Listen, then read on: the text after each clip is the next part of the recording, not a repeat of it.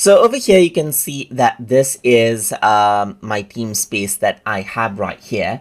And if you want to go around and change the settings of the Teamspace, then what you can do is you can go around over here on the top right hand side where you see the gear icon. You can go around and click around, right around over here, and this is the Teamspace settings, as you can see, that you can access. So over here, there's different colors that you can choose for your Teamspace. Right now, the color assigned for this particular Teamspace is yellow, as you can see, but you can go around and assign, let's say, blue, for example, to this particular Teamspace, or you can make it green over here, or purple, as you like right here.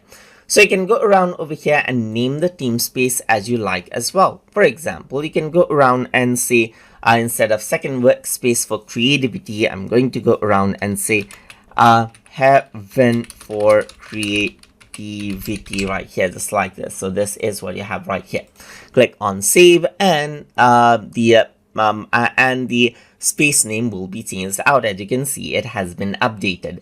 Then after that, if you were to go around onto members, then you can see all of the members in that particular Teamspace over here as well. And you can invite members from over here as well.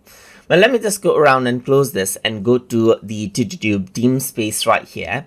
So once I go around over here, you can go around and click on the settings icon right here.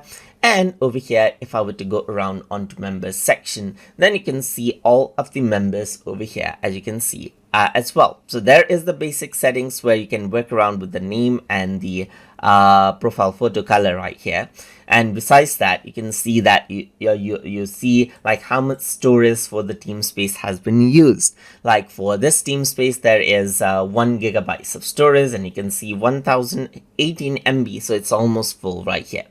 If I were to go around onto members, then you can see that this is what I have. I see the members and they are collaborators, and you can go around and change them out to admin as well if you want to, so that they have all the controls which can edit and manage files in the Teamspace right here. So you can go around and change their collaborator privileges just like this, or you can go around and remove out the members from collaboration in the Teamspace if you don't want them anymore as well.